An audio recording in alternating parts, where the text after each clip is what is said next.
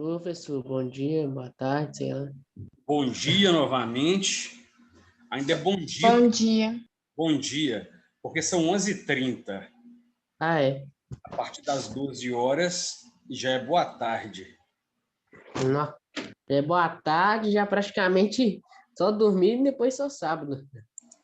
É, isso mesmo. Nó, Já está chegando o fim de semana, né?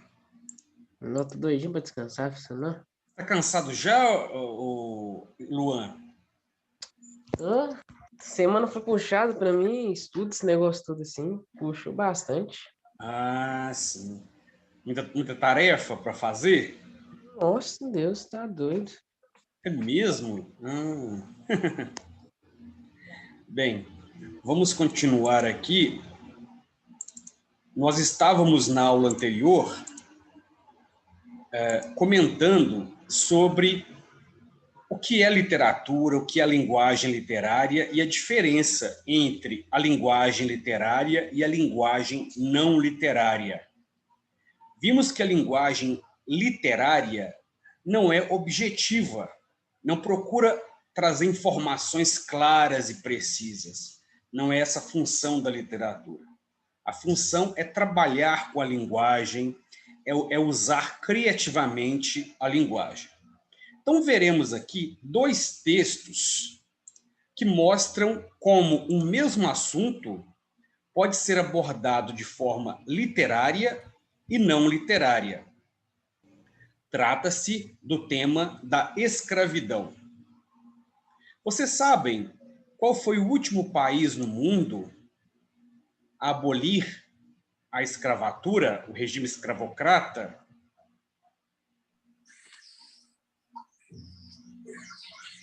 Alguém sabe? Brasil? Exatamente, foi o Brasil, né? O Brasil foi o último país. Brasil atrasa para tudo mesmo, então.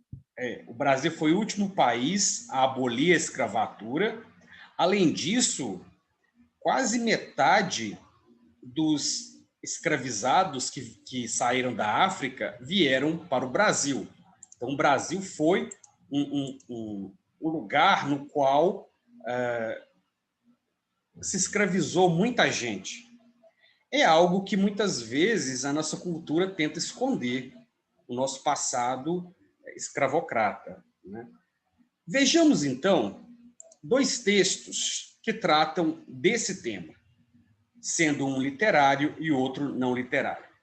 Vejamos esse texto mais longo. A escravidão dos negros no Brasil é uma marca que mancha a nossa história. Mesmo com a libertação dos escravos, através da Lei Áurea, a escravidão continua a deixar seu rastro por muitos e muitos anos. Grandes injustiças sociais foram cometidas contra os cidadãos afrodescendentes, que ao receber a chamada liberdade foram, de um dia para o outro, jogados ao Deus dará, sem ter emprego fixo, moradia ou alimentos, criando-se assim outro problema tão grave quanto a escravidão. Levas e levas de ex-escravos que vagavam pelas cidades sem ter quem os acolhesse. Logo em seguida, ao invés de contratar os serviços dos recém-libertos, o Brasil resolveu investir em agricultores, trazendo europeus, principalmente os italianos, para cuidar da lavoura, tarefa que antes era exercida exclusivamente pela mão de obra escrava. Então, esse texto, vejam, traz muitas informações. Quando um texto é informativo assim, evidentemente que não é literário. Uma informação importante que esse texto traz é que, apesar da abolição da escravatura assinada pela princesa Isabel, a chamada Lei Áurea, em 1888, a escravidão não acabou de um dia para o outro no Brasil. Por que a escravidão não acabou imediatamente após a abolição da escravatura?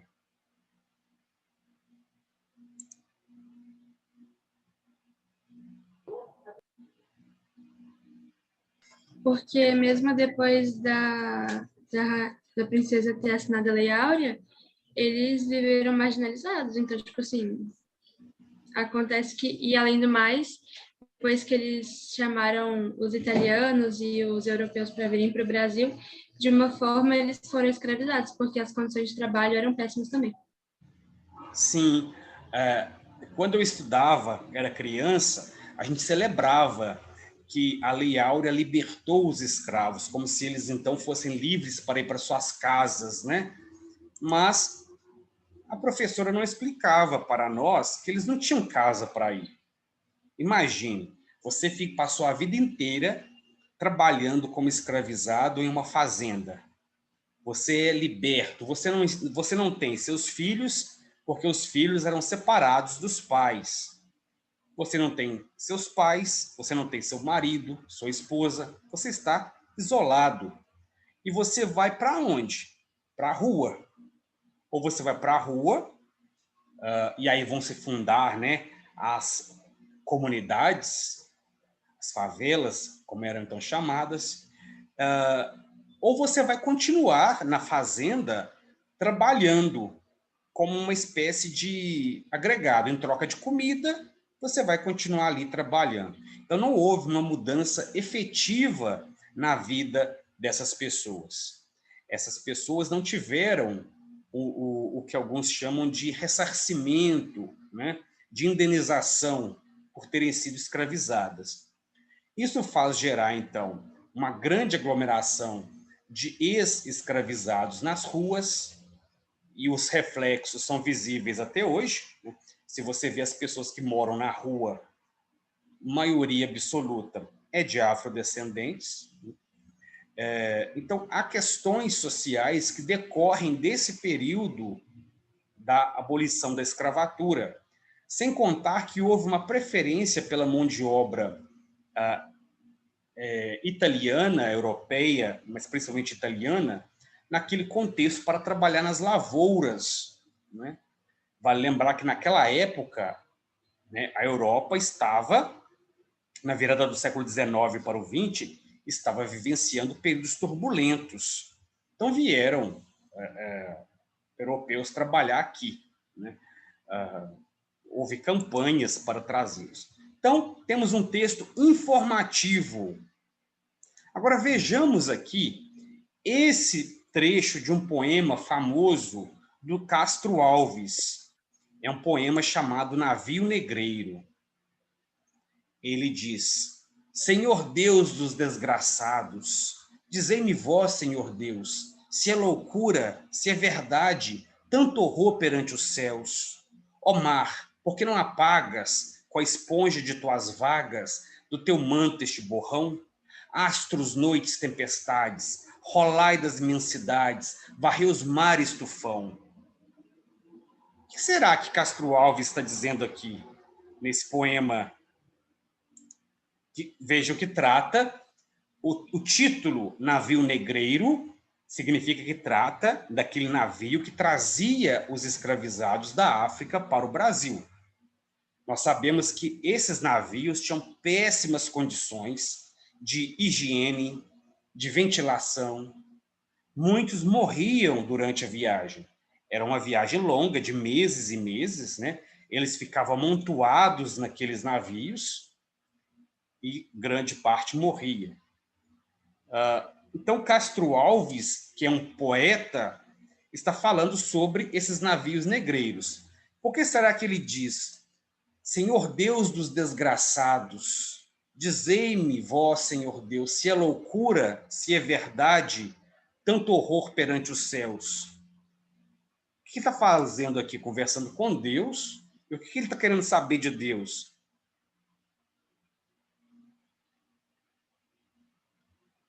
Ele pergunta assim... Tô querendo saber. Deixa o Luan falar primeiro. Luan. Se há tanto horror no céu, que ele tá falando? Não, é perante os céus, ou seja, abaixo dos céus, diante do céu, né? Diante do olhar de Deus. O que ele quer saber de Deus? Se ele tá vendo essas coisas assim?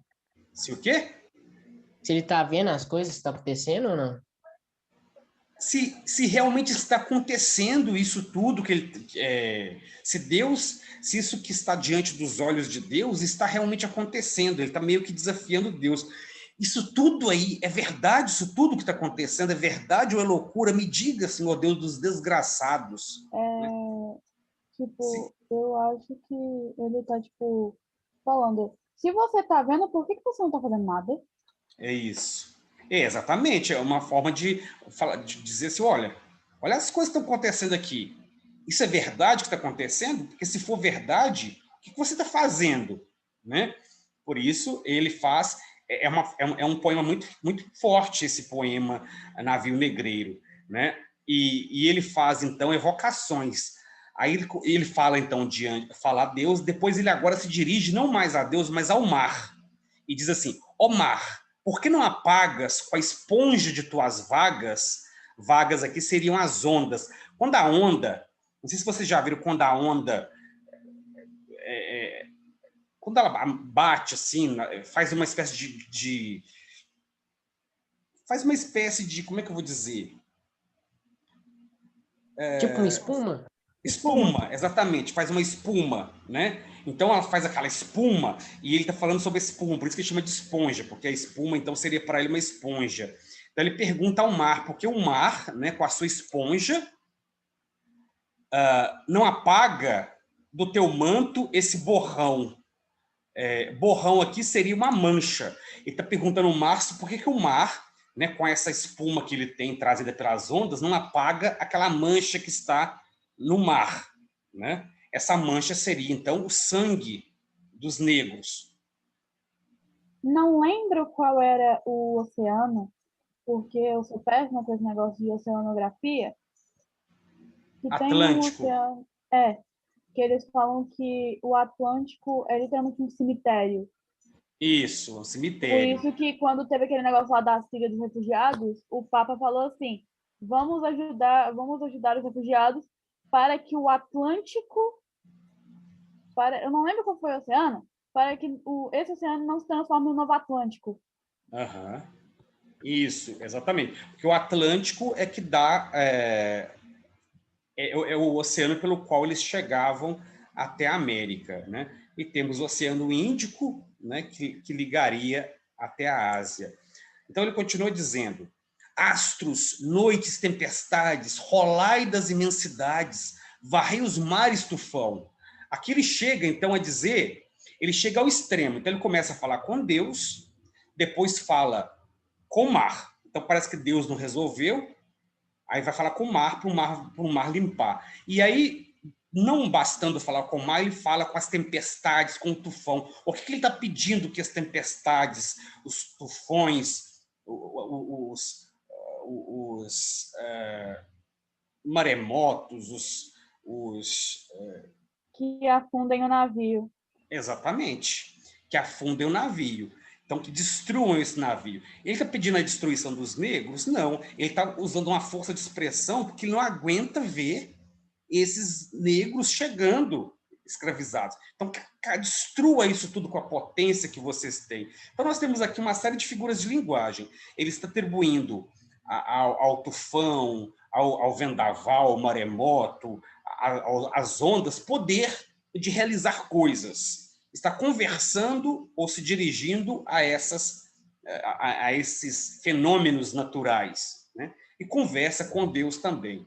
Então, vejam que é um poema grande, isso aqui é só um trechinho, né? Quem gosta de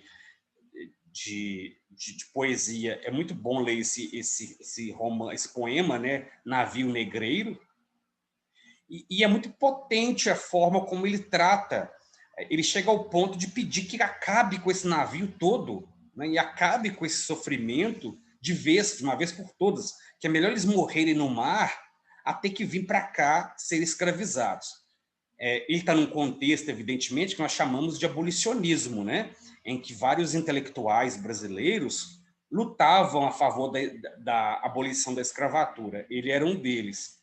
Então, temos aqui dois textos que tratam do tema da escravidão. Um de forma objetiva e outro de forma subjetiva, que a gente tem que interpretar, né?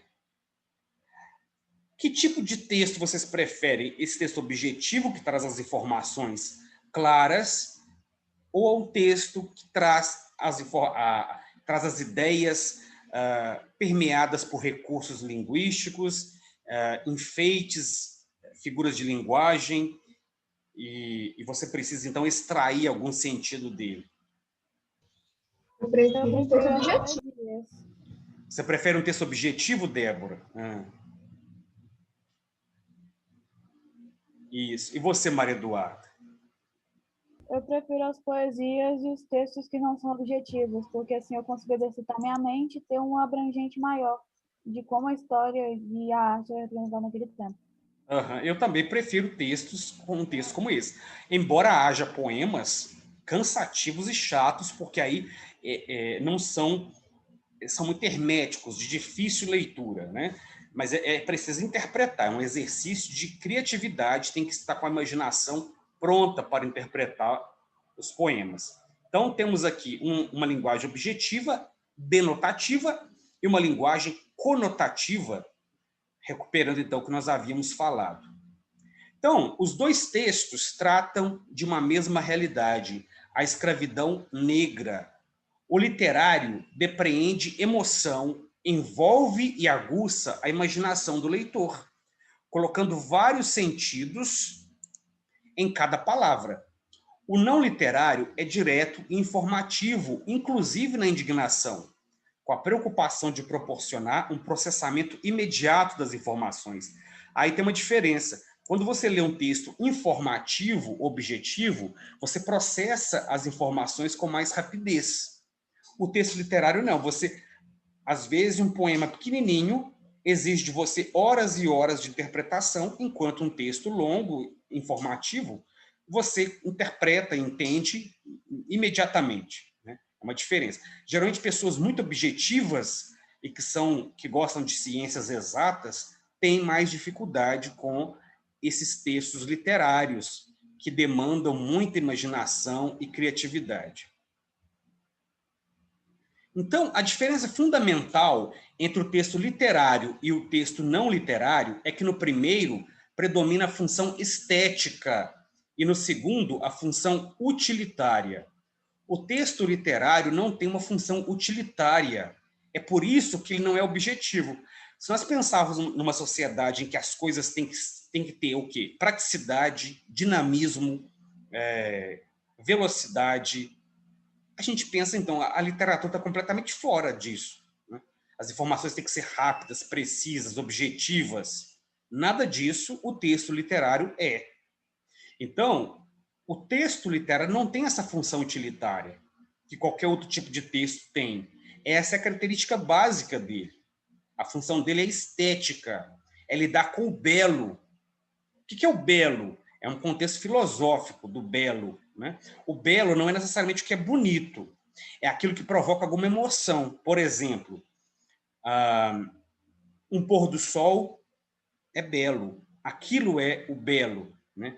Mas, por exemplo, a guerra pode ser vista como belo também, não a guerra em si, mas imaginemos um quadro, né, que retrata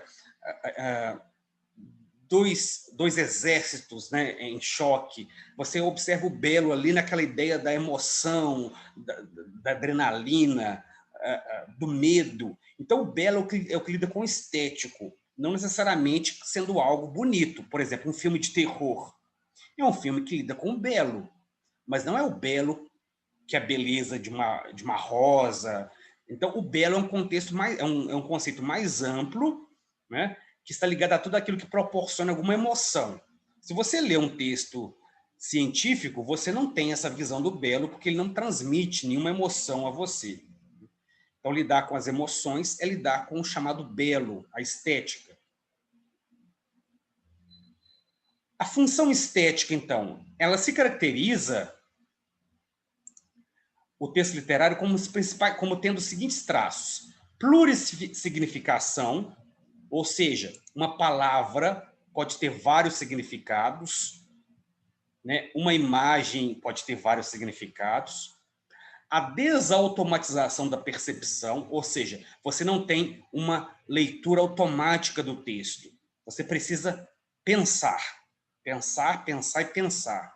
Isso que é desautomatização. Nós estamos acostumados a ver as coisas de forma automática. Você vê uma tecla on, aí você aperta porque você sabe que aquele ali vai ligar, né? Off, vai desligar. Agora não, na literatura as coisas não são assim. Nem tudo é o que parece ser. Então você acaba com a automatização. Porque nós ficamos tão automáticos, eu não sei se você já tiveram essa experiência, às vezes, por exemplo, você está indo até a sua casa, você está na rua e vai até a sua casa. Você, às vezes, caminha sem pensar que você está indo para a sua casa, você está mexendo no celular ou falando ao telefone com alguém e, de repente, você está na porta da sua casa, sem que você tenha prestado atenção que você está virando a esquina, que você está atravessando uma rua, que você está... Nós fazemos as coisas de forma automática. Às vezes, até um exercício a gente faz de forma automática, uma atividade da escola, né? Então, essa vida automática que nós vivemos não é favorável a uma interpretação literária, porque não dá para você fazer uma interpretação automática. O uso da conotação, que é a linguagem não objetiva, né? A relevância do plano de expressão, a expressão de emoções, de sentimentos, e a intangibilidade da organização linguística. Isso significa o quê? No texto literário, não há aquela organização clara, sujeito, verbo, predicado. Pode haver uma mudança, né, para tornar esse texto mais criativo. Depois eu vou explicar sobre cada uma dessas funções. Então, o que é a plurissignificação? É a característica da linguagem literária de abrigar vários significados na expressão. Um texto literário permite a intersecção de diferentes planos de leitura e abriga palavras, expressões, frases e imagens que podem possuir mais de um sentido no contexto em que são empregados. Então, nós vimos no poema agora há pouco a palavra espuma, a esponja, quer dizer. Esponja pode ser uma esponja que a gente usa para lavar uma louça, né? Que a gente usa para tomar banho, mas pode ser também aqui a espuma marítima. Isso é plurissignificação. É pensar a palavra com mais significados do que ela geralmente tem. E o texto literário trabalha exatamente com isso. Daí não é qualquer pessoa que dá conta de escrever um texto literário. Ela tem que ter essa habilidade de explorar a plurissignificação das palavras. Aí uma palavra nova para vocês usarem no vocabulário de vocês. Plurissignificação. A desautomatização da linguagem, que eu falei agora há pouco, o que é isso? É tentar encontrar relações entre as palavras que não sejam automáticas, que não estejam no cotidiano. Isso provoca surpresa, estranhamento, etc. Vamos ver um exemplo de desautomatização da linguagem num famoso poema do Manuel Bandeira, um escritor brasileiro. O poema se chama Neologismo. O que é um neologismo, gente?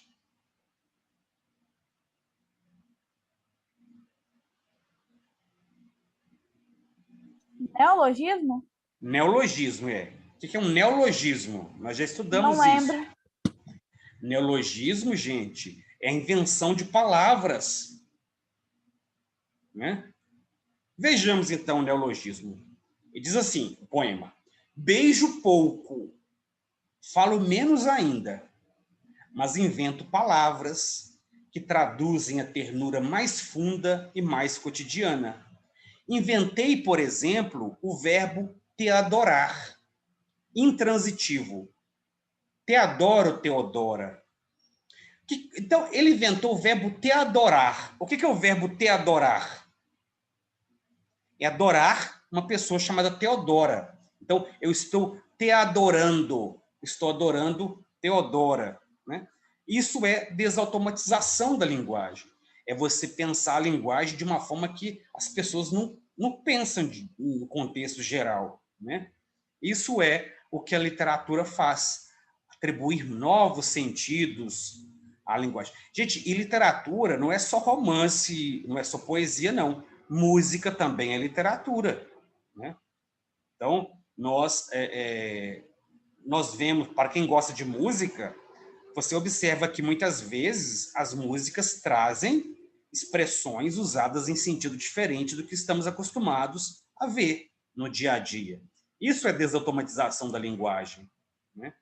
Isso é pensar a linguagem fora da banalidade, do costume do dia a dia.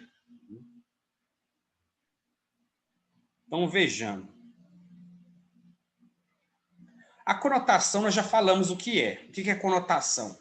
É atribuir a uma palavra o sentido que não é objetivo, né? Existe um sentido literal, que é o sentido que as palavras têm no dicionário, né? Por exemplo, castelo de areia. Castelo de areia é um castelo que você, quando está na praia, faz. Eu nunca fiz um castelo de areia na praia, né? Mas há pessoas que fazem, que brincam fazendo castelo de areia, né? Então, você faz o castelo de areia. Esse é o sentido literal. Agora, qual que é o sentido figurado quando eu digo assim? O meu romance com você foi um castelo de areia. O que é um castelo de areia usado nesse sentido? Ele foi tão rápido quanto ele foi construído. Exatamente. Acabou rapidinho, né? A onda veio e levou esse castelo de areia. Ou seja, é algo que não tem sustentação. Então, quando eu digo que algo é um castelo de areia, quero dizer que esse algo é muito frágil, que não tem duração, não tem uma durabilidade. Então, sua amizade, por mim, é um castelo de areia, ou seja, não é uma amizade confiável, né? Imagina dizer isso a uma pessoa, né?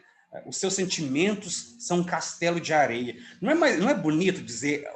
Vocês não usam as linguagens assim, figuradas, no dia a dia? Ou não? Eu uso só quando eu estou escrevendo. É bonito dizer assim, alguém fala coisas a você, né? Maria Eduarda, me perdoa pelos meus erros. Você diz, suas palavras são palavras jogadas ao vento, lançadas ao vento, né? A pessoa fica até sem graça diante disso, né? Falando, nossa, quanta poesia ela usa no seu dia a dia, né? Isso é a conotação, é atribuir sentidos novos, né? Porque você não pode lançar palavras ao vento. É uma forma conotativa de dizer. A relevância do plano de expressão. O que é isso? O plano de expressão é muito maior no texto literário. O que é isso? A organização não é realizada apenas para permitir a compreensão do conteúdo, mas para criar o conteúdo na expressão. Isso significa o quê? É que você, leitor, é que atribui sentido ao texto literário. Um texto científico já traz a informação, né? A água ferve a 100 graus Celsius. Não tem como você interpretar de outra forma, né? Agora, você pode, em um texto literário, apresentar a palavra água de forma diferente. Por exemplo, o meu sangue está fervendo, o meu sangue ferve quando te vejo. Então, aqui eu estou usando o verbo ferver em um sentido diferente de uma água que ferve, né? Algumas coisas fazem o nosso sangue ferver, mas ele não ferve, porque se ele fervesse, a gente morreria, né? Eu não escuto muito a expressão ferver, eu escuto mais a expressão talhar. Falhar? Talhar. Você talha o meu sangue. O que é uma pessoa que talha o seu sangue? É quando você, quando você faz alguma coisa que deixa a pessoa com raiva, a pessoa fala, você talha meu sangue, hein?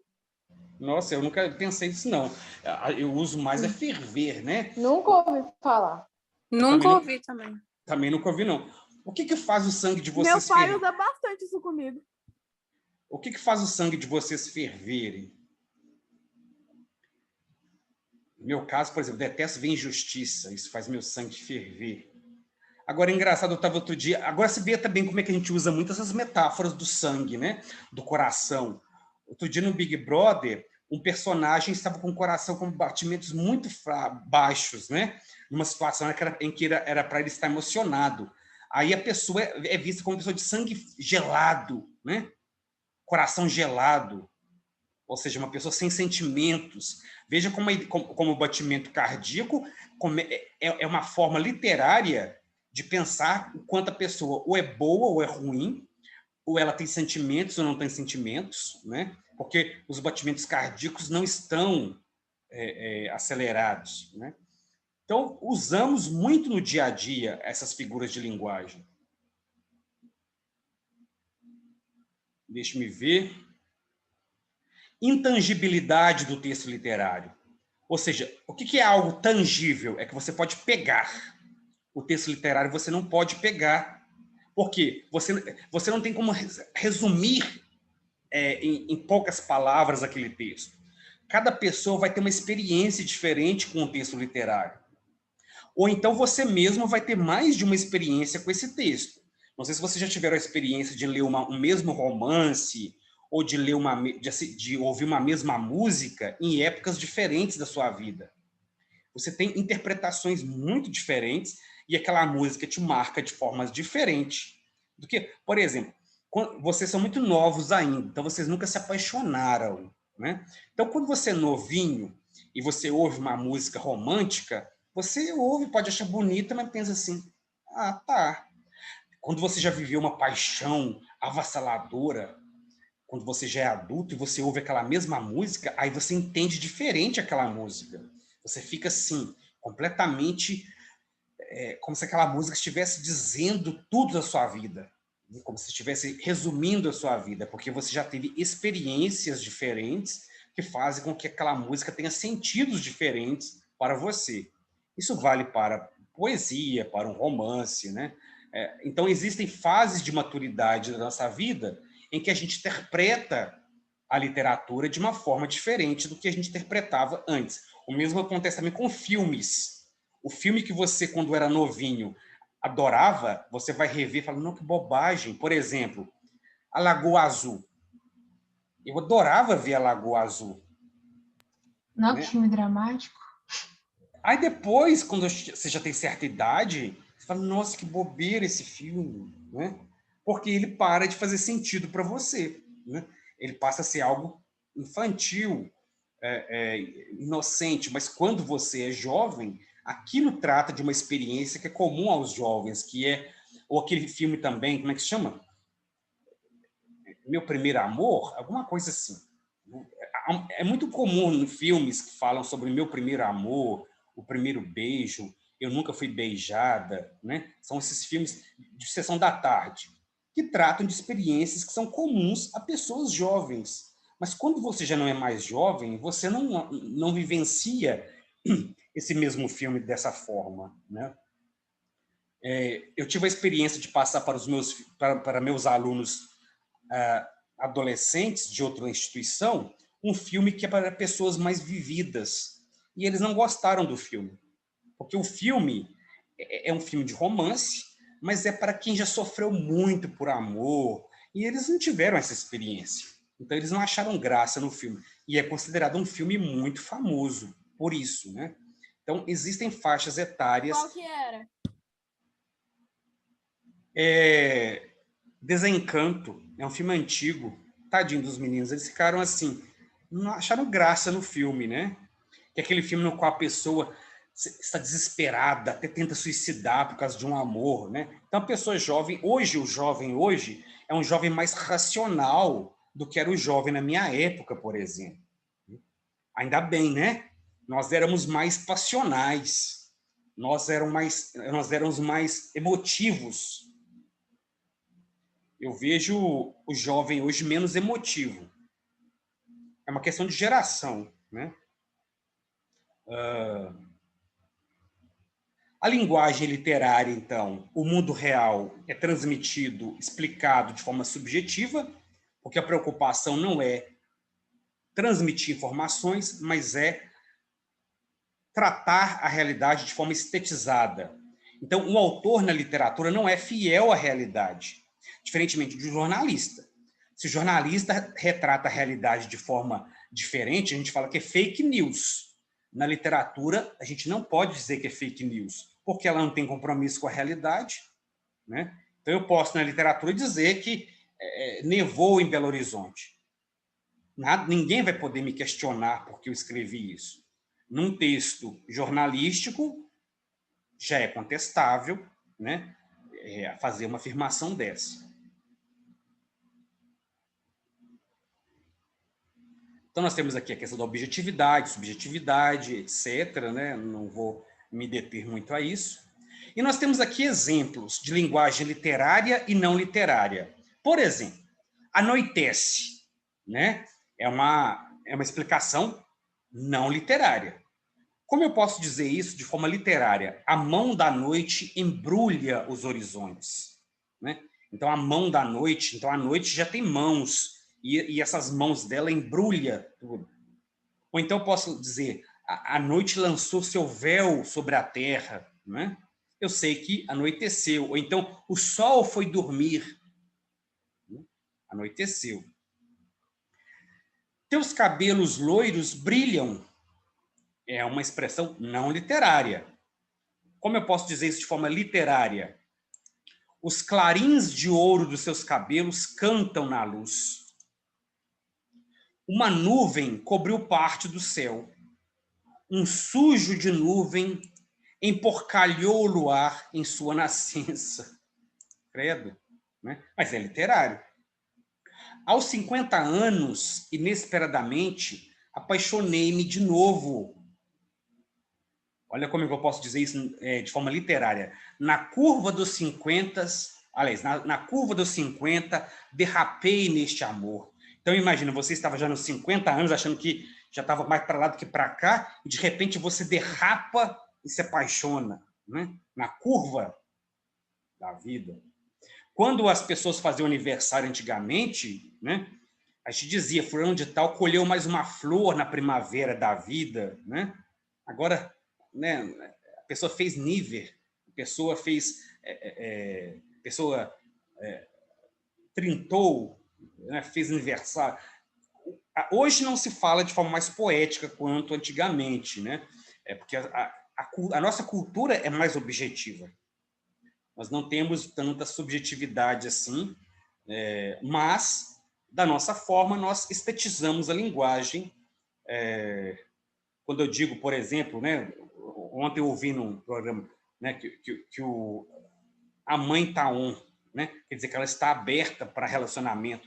É uma forma literária, mas é uma forma adaptada ao quê? Ao uso da tecnologia, né? On, off. Nós usamos a tecnologia até nas nossas formas figurativas de uso da linguagem.